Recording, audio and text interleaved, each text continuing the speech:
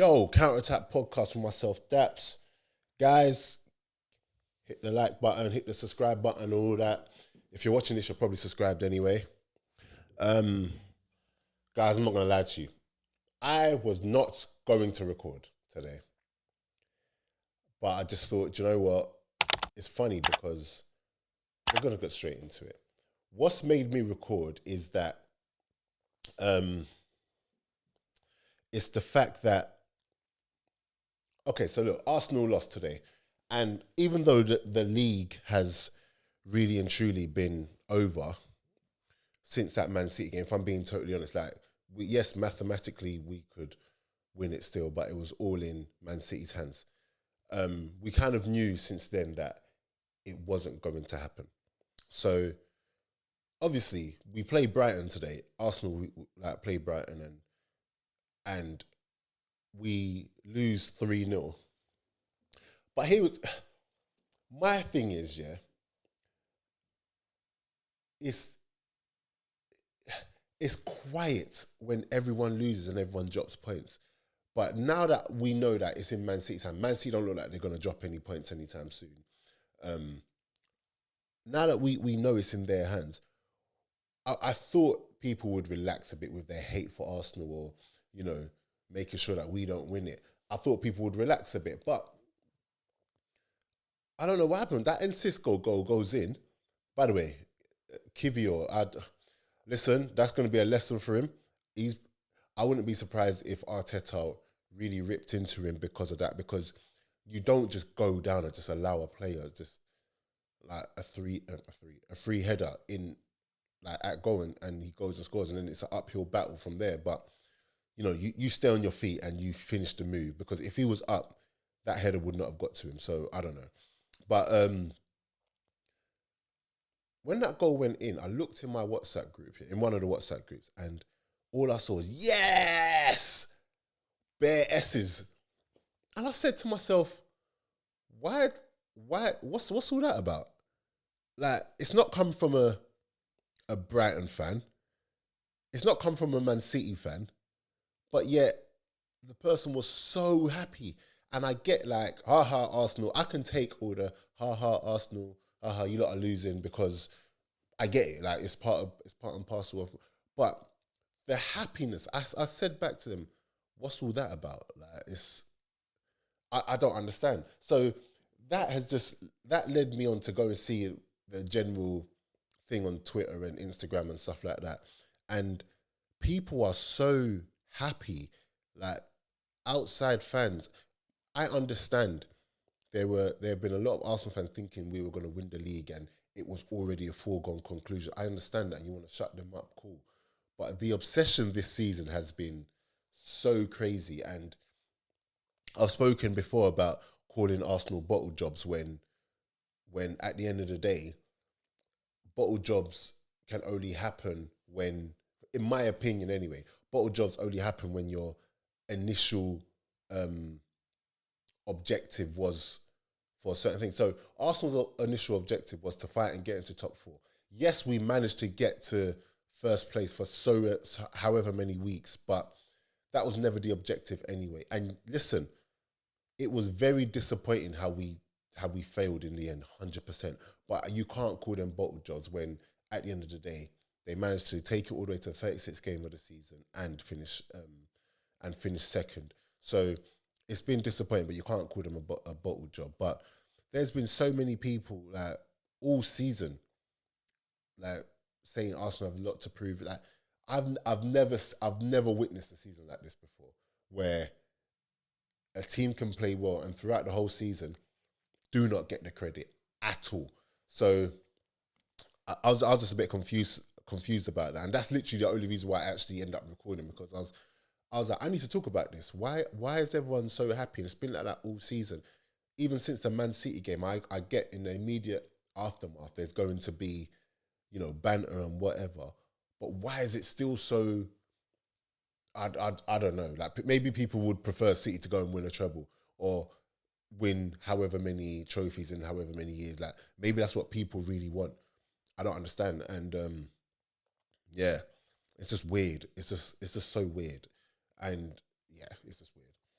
But what I do want to say as well is that Brighton did today to Arsenal what they've been doing to teams all season. They did it to United. They did it to Liverpool.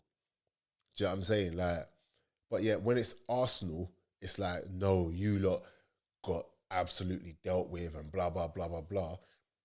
And that's just credit to Brighton. Brighton's a hard game. It was always going to be a very, very hard game. Almost, I mean, also, people forget what Arsenal did to Brighton at their ground, but that's whatever. But it was a very hard game. But what didn't help was the fact that Arsenal were incredibly sloppy. They were incredibly wasteful. They just look lackluster. And if I'm being totally honest, it wasn't good enough. And Brighton deserved it. I can't even say anything. Like even when I look at the whole Ben White and Mitoma thing, Mitoma's been doing that to everyone. The only defender I have seen lock down Mitoma this year, if I'm being totally honest, is Wan-Bissaka. Outside of Wan-Bissaka, he's dealt with every fullback. Actually, when we played them at their ground, Ben White did okay against them, I think. But generally speaking, Mitoma gave him for about 40 minutes of that game, Mitoma gave him a hard time. And I'm not mad at that. People are saying Ben White is rubbish now and all of that. It's so reactionary because of Mitoma doing what he's done against other players to him. And like I said, again, I'm going to repeat, the only player who has locked down Mitoma this year is Wan-Bissaka. So I'm not going to go too hard on Ben White. I'm not going to look at it any deeper than, Mitoma just had his number. And it happens. You know, I've seen world-class defenders struggle against certain wingers. Like it just happens, innit? So Mitoma is a quality player. Mitoma will do that to anyone. Not everyone can defend like Wan-Bissaka and, deal with him. So credit to Mitoma. I think overall Arsenal just weren't at it. What I will also say about so there's this thing, like if Arsenal don't strengthen in the summer, I would understand when people's arguments are, oh, he's struggling against Mitoma. What's he going to do against Vinicius? And this squad ain't you lot played one game a week and you guys think you're going to handle Champions League. These are such childish things to say because at the end of the day, we're going to strengthen. We're going to add more people to the squad and hopefully add enough quality to challenge for the Champions League. So, oh yeah, by the way, this is very heavy on the Arsenal. I'm just annoyed at everything today. So, yeah, you're going to hear all of this. So, all of this squad's going to really struggle in Champions League. Hopefully it's not the same squad. If I'm being totally honest, when I'm looking at the people that were coming off the bench today, I was like, listen, if Jesus comes off, no disrespect to Eddie, no disrespect to Emil Smith-Rowe, but we need players who are on that level. You know what I'm saying? Bringing on, Bringing on Emil Smith-Rowe when we're chasing the game, who has hardly played second half of the season, especially since his injury, ain't looking like the same player so far because of his lack of game time and whatever. It's not good enough. City can bring off Gundogan, and if they really want to, well, they brought on Calvin Phillips today. They can bring on Jack Grealish. In other matches they bring on Foden. Kevin De Bruyne didn't even play today. That's the difference. Even when you look at Liverpool can take off, I don't know, a Henderson, let's say, bring on Thiago. They can take off a Gakpo and bring on Jota. Do you know what I mean? They got Firmino on the bench, even though he's leaving. But we need to add to the squad depth. But our squad goals at the beginning of the season was to just get into Champions League, and we've achieved that. We finished second, and as obviously the banter has to happen. So I understand that, but if I'm being totally honest, I'm so proud of Arsenal this year. Like, they done their thing this year. whether or not we want to call them bottle jobs or whatever is whatever. They've done their job. We set out at the beginning of the season to get into the Champions League. We got Champions League football. Am I disappointed about the way that it finished? 100%. I think the West Ham game, even Anfield, but I can let that one slide. The Southampton game, those games were just, that's where we lost it. We didn't lose it against Brighton or Man City. Like, we lost it in those games. So, and the way that we finished the season just wasn't good enough. But to finish second, and we're not talking about second where City won it with like 10 games to go. No, we're talking about they literally won it with 2 games to go. So it's not like when Man United finished second, when Ole finished second, and it was a farce because City was so far ahead of them. So we're not talking about that. We're talking about, you know, taking them all the way to the end. And yeah, man, I'm proud of them. And what I do want to say as well is Brighton, I don't even want to say that if Brighton adds certain players here and there, because the way De Zerbi has them playing, and with their recruitment being the way it is, it doesn't matter who they bring in. That system that they play in, the way they play, it works. And obviously, look, you know, they've got that Welbeck's there, they've got Pascal Gross, and these are very, very good players. But if they can get players who are upgrades on them and take them to different levels, mate, they're going to be a problem next year, man. I'm saying this from now. With the way that they play, if they do make, like I say, I'm not expecting them to come out and spend 50 million on a player, no. But if they can get the right quality players in, mate, it's going to be a top 5 finish for them. I'm not going to say top 4 because, you know, I do expect Liverpool to come back. I do expect Chelsea to come back. United, Arsenal, City. There's so many teams there, but they're going to disrupt a few things next year. And I'm so sure of that. And honourable shout out to Moses Caicedo, because he did himself no harm today. He played so well, and he played from right back. And you know, there's certain players who are they're just footballers, man. He's just a good player. And at 21 years old, for me, I said before that he hadn't played enough games to warrant 80 million. I still do believe that, but I do believe that if Arsenal can get him, we should get him. I don't believe he's worth 80 million. I don't believe he would have saved Arsenal's season. I don't believe, you know, no. He wouldn't have won us the league. But at the same time, I do think that he's a madness of a player, Caicedo.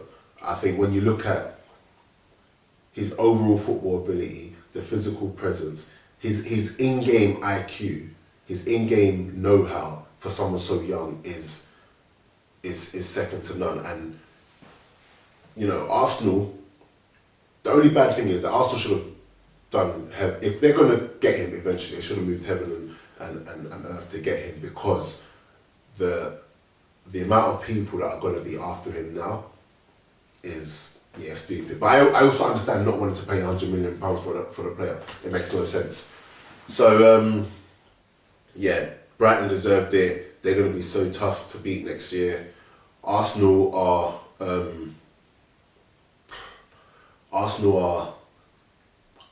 officially going to finish second.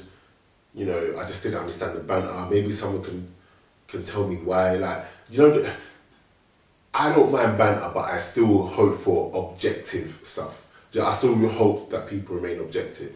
I'm seeing Arsenal fans talk about, like, our squad and, well, Arteta out. And listen, stop all that. Like, someone messaged me today saying Trossard isn't good enough. This is after Trossard made a mistake for that third goal. And he said he's not good enough for our team. I'm like, why are all of a sudden people now saying these players aren't good enough? Do you know what I'm saying? Like, it's not, we do need to strengthen, but saying someone like Trossard isn't good enough for our team all of a sudden is crazy to me. So, well, big up that person that said that to me. It's all love anyway. Man City, oh my gosh, Gundogan. Listen, you see that Gundogan goal? I was spazzing over it because when you watch that goal, especially when I first saw it in full, I'm like, oh, that's a good goal. But when you watch it in slow motion, and everything about that first touch especially is so deliberate. Like, you see the way the ball comes. He knows he can't get like straight contact on it. It's awkward. He's got to adapt to the flight of the ball. And when you watch it from and you see the way he fixes his leg to control it exactly, to bring it under control, but exactly in a way where he can now just flick it back. It's stupid. And then to finish it how he finished it, honestly, nah, that goal was stupid. It's a stupid goal. And at the beginning of the season, I said how Gundogan, you guys might remember, but I said at the beginning of the season, I said, if Arsenal are smart, this is my take, he's out of contract at the end of the season. And if he doesn't sign a new contract, Arsenal should sign him. Because I'm not going to lie to you, I know he's going to be 1 year older. I'm not saying he should be our only signing. No, we should definitely go for the younger people. But to have players in that like that in your squad, that we can't just have, let's just say we got in Caicedo. We can't just have Caicedo and Partey and let's say Odegaard as our main. Like we need a squad. We need a squad of players. We can't just. We need to. If one of them gets subbed off, we need to be able to bring in like for like quality. So, if Arsenal could find a way to get Gundogan, obviously I don't think it's going to happen. I would get him in all day long because forget his goal, even his free kick. Like, Gundogan is he's just a technician. There's certain people that are just technicians. The way he struck that ball for the goal, in commentary they were like he passed it in, but he's just a technician. With the goal, with the way that he scored, nah, he's a baller, man. It looks like City are going to go away with it. It's going to be interesting to see how the game finish. I mean, how they do in Champions League this week. Big match happening. So we'll see. But I think in rounding up, I'm not really going to talk about the rest of the games. I've got another podcast coming out this week. In rounding up, I think that Arsenal overall have done well to finish second in the league, considering me at the beginning of the season, I had them 5th or 6th maybe. And to finish second, they've overachieved this season. Hopefully they can go into next season and know exactly what they can achieve. Also, Saka's been struggling in the last couple of games, I think. And I think that's more to do with the fact that he's just tired. He looks tired to me. And you know, when you look at the amount of minutes he's played in the last couple of years, I think he's like top 5 in like under 21 players, under 23 players or something. I don't know. But again, we need to be able to bring someone else in so that if Saka does go through moments like this, if he is tired, we can just take him off, not play him all the time. So, because at this point we can't afford to rest him. But yeah, guys, let me know what you think about all of that. Let me know why Arsenal are the most hated, why people just don't want them to win. Let me know, and I'll see you later. And we've got a special show coming out on Thursday, maybe? I think Thursday. Alright then, cool.